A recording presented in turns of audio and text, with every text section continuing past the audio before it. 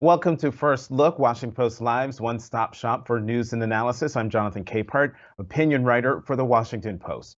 President Biden made the unprecedented move this week to ban energy imports from Russia, another in a series of moves to deny Russian President Vladimir Putin access to capital as his invasion of Ukraine continues. Here to help us make sense of the global economic consequences of this action is the economics editor of the Washington Post, Damian Paletta. Damian, welcome back to First Look. My pleasure. Thanks for having me.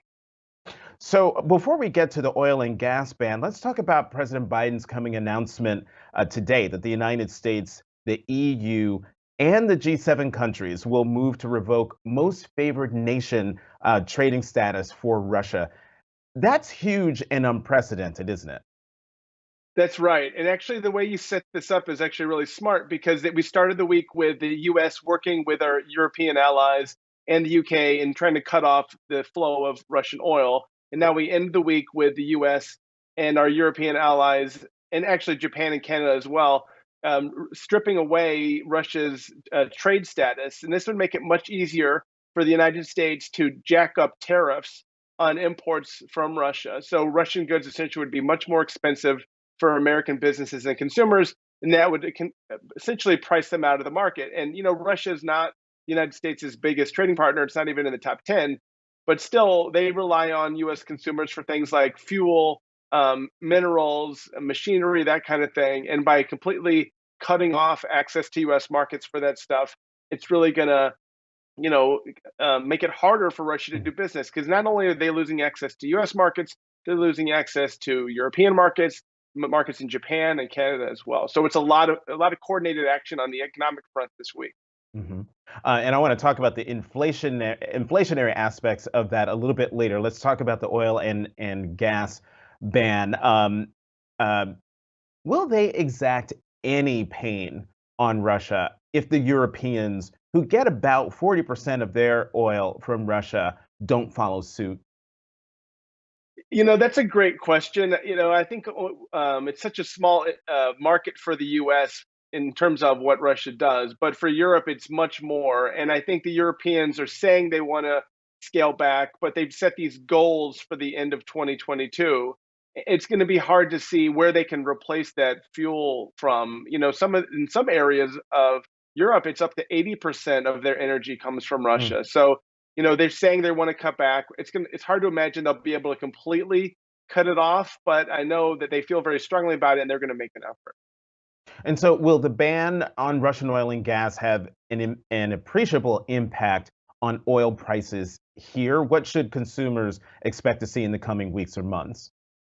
I mean, it was unbelievable, I think, this week to see gas prices going up 10 cents a day. I've never seen anything like it. And so clearly there's so much volatility right now in energy markets that it's going to be incredibly disruptive. We had a story earlier this week, Jeff Stein wrote for us about how, the gas prices could hit as high as $5 a gallon. This was like on Monday or Tuesday. And I drove by a gas station yesterday that was at $5.50 in Virginia. So I mean, who knows where we'll be at in a week? Clearly, this has been very disruptive. Prices are really high.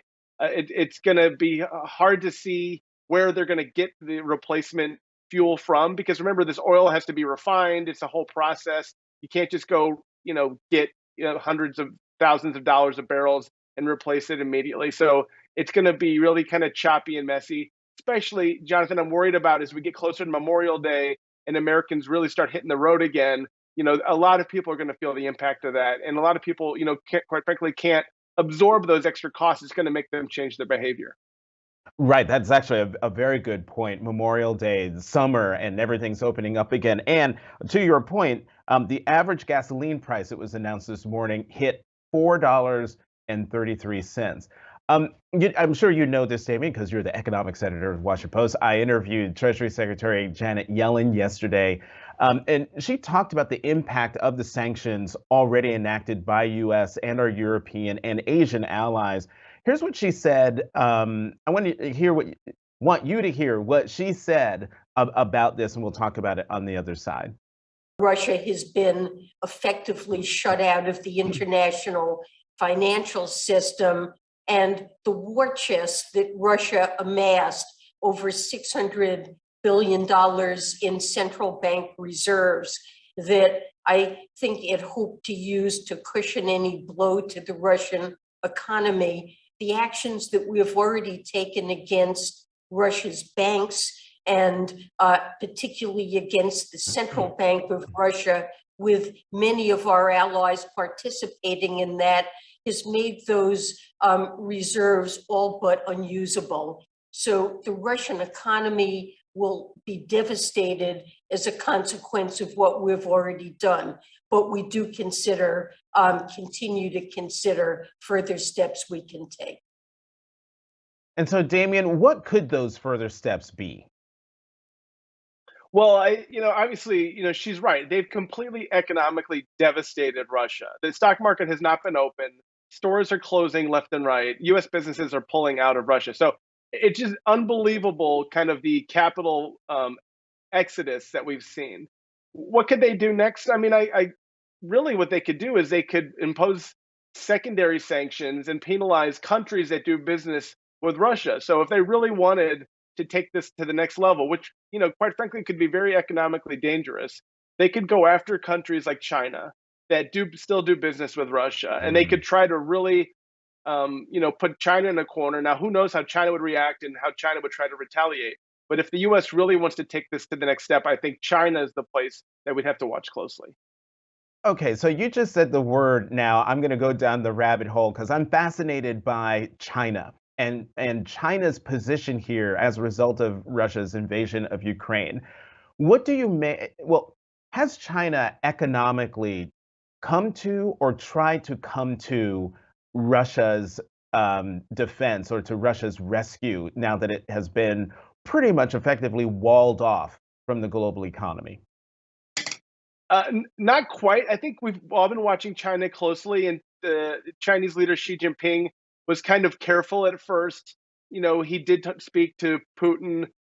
He did not necessarily, embrace the actions with Ukraine, but he also didn't condemn them. And so I think the Chinese, they have a lot to lose here. Obviously, Russia for them is a big trading partner, and it's a big asset for them when they're trying to distance themselves from the United States. But I think China is in a bit of a pickle. Now, obviously, China has a huge economy and a huge trading partner with the United States, whereas Russia, I think, is like, our 20 or 25th biggest exporter. If we roped China into this economic war we have right now, it could get messy on all fronts. So I think the U.S. is being careful. The Chinese were kind of watching closely, but it's definitely the next place where this could go. All right, Damon, we've got less than 3 minutes, and I've got to ask you these two questions. The new inflation data announced yesterday, inflation in February, year over year, up to 7.9%, the highest in 40 years. And it's expected to climb because of the war in Ukraine. But not only oil prices are surging, but grocery prices are surging. Wheat, corn, sunflower oil, fertilizer. We import those things from Russia, if my understanding is correct. So would stripping Russia of most favored nation trading status affect inflation in the U.S.? Absolutely. I believe it would. And not only do they import to the U.S., they import to other countries. So it's going to kind of, make everything move around. Listen, we've been a year of this inflation. It's been really hard on Americans. I think we thought we saw a light at the end of the tunnel this year where things are going to get a little bit back to normal. There weren't all those thousands, it felt like thousands of ships lined up off the coast of Los Angeles, right? Things were starting to move again. But here we have this big shock, and clearly gas prices are surging. The inflation numbers that we're going to see next month are going to be, unbelievable. And so, and as Yellen told you yesterday, we could be in for a lot more of this than we expected. This could be another year of really high inflation, and that does eat into Americans' pocketbooks. And how we come out of this on the other side and what the Federal Reserve does next week, I think we're all going to be watching closely. So President Biden has started calling the price hikes at the pump, Putin calling it the Putin price hike. So I'm just wondering, do you think Americans will look at inflation differently with Putin having emerged as and being promoted as the bad guy in all of this? It's such a great question. And I have to think back to my youth and movies like The Hunt for Red October and all these kind of, anti-Soviet films that were really popular in the 80s and 90s. I do think Americans will buy into this narrative from the White House that Russia does not have the U.S.'s best interests at heart and is going to make things more painful. I think it'll be fascinating to watch what the poll numbers look like for President Biden in the next few weeks to see if he does successfully kind of change the narrative on inflation, because obviously it was really hard for him going into the midterms to deal with these really high inflation numbers. Whether he can successfully kind of pivot the blame, I think will tell us a lot about how Democrats are going to do in November, but it's, I think it remains to be seen.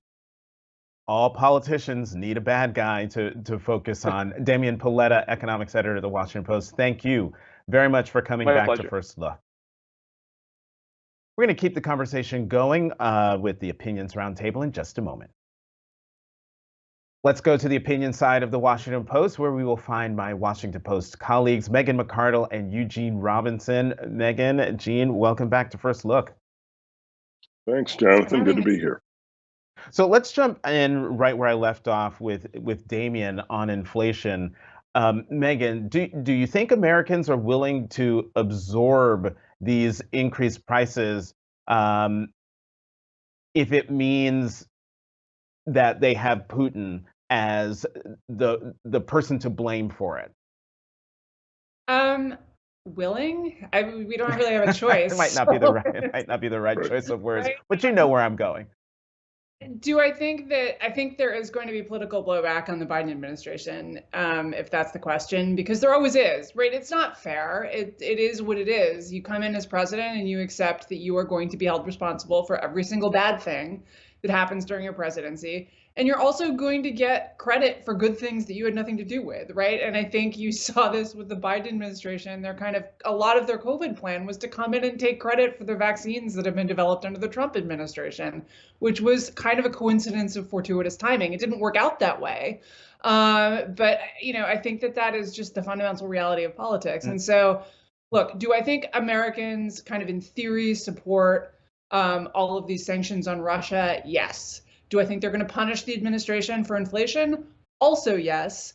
Do I think that they're going to connect the inflation to the sanctions on Putin? Certainly, Republicans are going to try to make it that way, even though some of them called for these sanctions. But I'm not sure that that's going to land. I'm not sure it's going to kind of I don't think that the Biden administration is going to necessarily get blamed for the inflation because they did the sanctions. I think they're going to get blamed for the inflation because when you're president, that's just the way the cookie crumbles. And I garbled my own question, but you kind of got to where I was trying to get. So I'm going to ask the question the way I meant to ask it to Gene. Gene, do you think Americans are willing to absorb these increased prices to minimize Putin's access to capital and bring about an end to Putin's war on Ukraine? I think to a certain extent. I mean, I think obviously there's a lot of sympathy and support for Ukraine. Putin is almost a made in Hollywood villain at this point.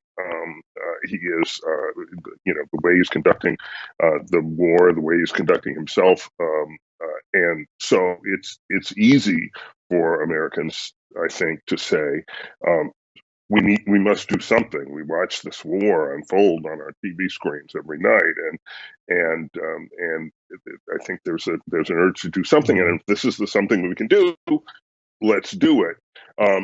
That said, Megan is right that if inflation happens and you're president, you do get a measure of blame, and maybe that's somewhat mitigated by the fact of the war and the sanctions and their contribution to the inflation. But how mitigated, I don't know. So turns of phrase like Putin's price hike and things like that will only take any administration so far. That's exactly right. I mean, you could say that, and I think people are not gonna, people will understand that. Yeah, some of it is Putin, and some of it was happening, and now there is a certain sort of, I mean, in a crisis situation, there is a certain rallying around the president that usually happens, and maybe not always, but usually happens, and so we'll have to look to see if there's that impact on the Biden administration as well. So, Megan, just before we came on, the news is breaking that the president's going to announce today that the United States, the EU, the G7, basically the world is going to get together and strip Russia of most favored nation trading status. Would love to get your reaction to that and how effective you think that'll be. Well, I think at this point it's almost like, you can't fire and quit. Or I should say, look, I mean, there's so much else going on that the most favored nation status is really the least of Russia's problems at this point. It is going to have impacts on the margins, but I think much bigger issue for them is oil. Now, look, oil is a commodity, and what economists like to say is that commodities are fungible, which means if, you saw this during the 70s, for example, when oil-producing states in protest of Israel decided to boycott Israel and the United States. And what you actually saw, though, was that the oil just like some other country bought that oil, and then we bought oil from the people that country would have bought from, and it didn't actually have a big effect on the price of oil. This, I think, is going to have more effect. This is more like the sanctions on Iran, where you really can, because it's more of a worldwide coordinated boycott. It is going to have some effect, but we should also expect, as we've seen with Middle Eastern countries under sanctions, quite a lot of leakage, where you sort of smuggle it to your friends, and they sell it on the world market, and that is going to, over the long run, mitigate these price increases. But that the caveat is that can take quite a while, right? Setting up those alternate black market trading routes takes a bit, and in the short term, we are going to, I think, see a big spike in oil prices, and for Russia, a huge decrease in their standard of living, as they're just unable to get kind of key inputs to their economy, partly because we've sanctioned them, and partly because they don't have the money to, because we've cut them off from the oil markets and the international payment system. Gene, this war has been going on for 16 days, and basically every day or every other day of these 16 days, Vladimir Putin has been threatening the West. It was, we're going to throw our nukes at you by putting our troops on high alert and all sorts of other things. Today, the threat is of nationalizing the assets of companies that have ceased operation or have left Russia. How serious should the West take those kinds of threats? And could he do that? I guess he could. I mean, I don't see why you shouldn't take it seriously. I don't know what that adds up to. I don't know, if he did that, how, would that be a serious blow? I suppose to some companies, maybe it would certainly feel it. I don't have the sense that would materially affect the economic outlook of the United States going forward. But maybe Megan has a better idea of the magnitude of that if he did it. I think it's a wait and see, right? The sort of thing you find out after you've done it. Right. Okay. Well, let's talk about something that everybody is talking about, and that is the quote-unquote no-fly zone.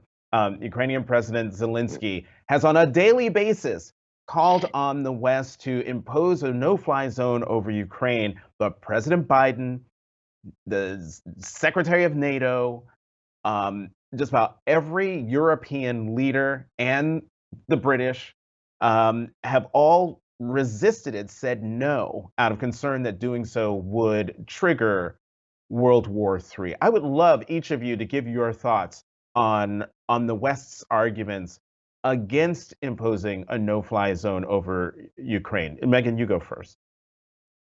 Look, I think the thing about a no-fly zone is that it sounds to us like something less than war, right? And that's because normally when we're imposing a no-fly zone, which we've done in the past, we're imposing it on a country with which we have overwhelming military superiority and which does not have nuclear weapons. And so it is, in fact, kind of less than war. If you think of war as the United States putting boots on the ground and, invading as we did in Iraq.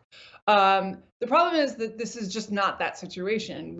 We're dealing with a major, a former global superpower, still has quite a lot of military firepower, more tactical nukes than we do, a lot of nuclear weapons in general. And going in to establish a no-fly zone would mean shooting down Russian planes, which is an act of war. And so I think that, I think we are right not to impose a no-fly zone, but I understand why, to the kind of casual, low information voter, this sounds like a kind of half measure that we could take that would be more than just cutting off Russia's access to SWIFT, the global banking payment system that they've never have, but less than actually, going all World War II on them. And unfortunately, I don't think that's a realistic option on the table. I understand why Zelensky's calling for it, and if I were in his position, I would too. But right. I think I also understand why we're not going to do it. Right, Gene, there ain't no half-stepping when it comes to a no-fly zone. To Megan's point, you can't impose it and then think you're not going to be in full-out war with Russia if one is imposed.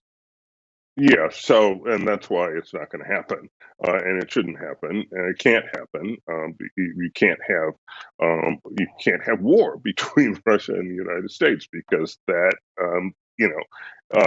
doesn't necessarily, but I think probably turns into something like Armageddon. So it's not going to happen, and as you said, President Biden says no, NATO says no. The Brits say no. The French say no. Everybody who would potentially be enforcing this no-fly zone says no. So therefore, no. Okay, so then there was the sort of compromise position, it seemed, a week ago, which was, hey, Poland, you've got these Soviet-era MiGs. Why don't you send those to Ukraine? They know how to fly them. That'd be great. And then we, the United States, will backfill those planes for you. That seemed to be gaining a little traction until the Poles said, hey, we're going to send the MiGs to Ramstein in Germany and then have the US and NATO send those planes to Ukraine. Either one of you jump in if you have any insight into what Poland was up to with that maneuver. I'm not sure what they were up to, but whatever it was, nobody else liked it, right?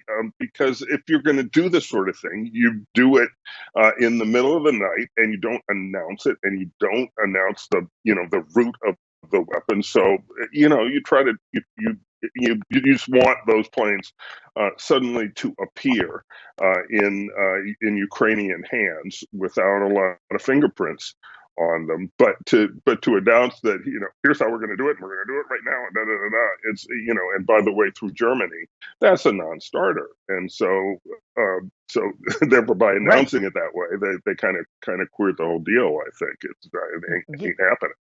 Yeah, the clean hands part of it disappeared when they said we're going to send them to Germany. Megan.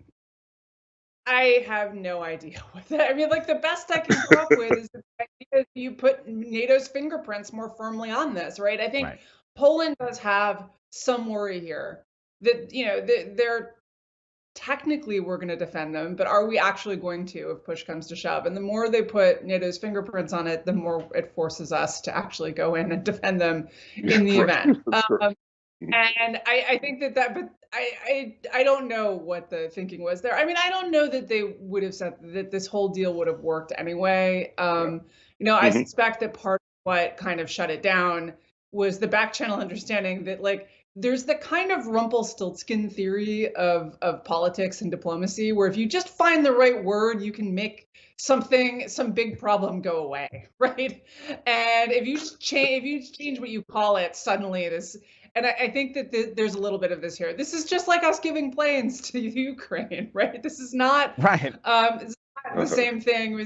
It's transitive, but it's basically the same thing. And I think that I'm not sure the Biden administration really wants to get that deep into it. Now, of course, we've sent material, we've sent Britain has, other countries have, but there is something about sending more planes that may have just struck the Biden administration as a bridge too far.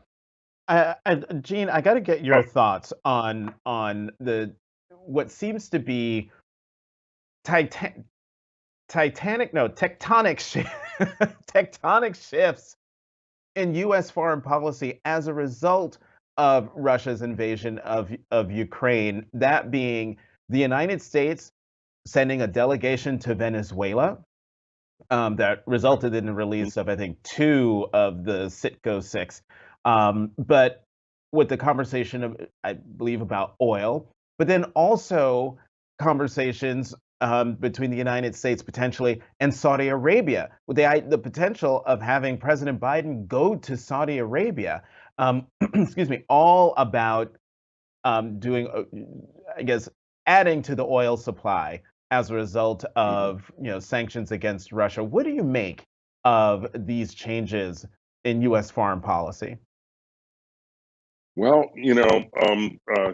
nations don't have don't have friends; they have interests, right? And if it is in the U.S. national interest to essentially try to replace the oil supply that we're shutting off from Russia on the world markets, and therefore keep the price from going completely through the roof, then you end up having to deal with some dodgy regimes that you'd rather not deal with. You would certainly rather not deal with Venezuela, but they got a lot of oil. You'd rather not deal with the Saudis, but they got tons of oil, and so I think that's the theory behind it, and we'll see how far these discussions go, if indeed they go very far at all, because the Saudis have their own interests in and so far they haven't been eager to start pumping more oil. Megan, we've got literally less than a minute left. Your pithy thoughts on this point. I think that you have to make trade-offs, right? Now, look, we're not going to be able to replace all of Russia's oil. It's too much. We're talking about, I think, 1 in 10 of every barrel of oil that's produced in the world comes out of Russia, and so we're not going to be able to go out and get Venezuela to turn on the taps and somehow push that back in, especially because Venezuela's oil is particularly hard to refine. But that said, we have to decide. Look, do we care more about the threat Venezuela poses to its neighbors, or the Ukraine or Russia? And I think at the moment we care more about the threat that Russia plays, not just because of Russia, but because of the message that letting Russia walk into Ukraine would send to China about what it could do in its neighborhood. And also the battle on the ground in Ukraine is also about whether democracy will prevail over autocracy. Megan McArdle, Eugene Robinson, as always, thank you very much for coming to First Look. Have a good weekend. You too, John. You too. Head to WashingtonPostLive.com to find more information about next week's interviews and to register. I'm Jonathan Capehart, opinion writer for the Washington Post. Thank you for watching Washington Post First Look.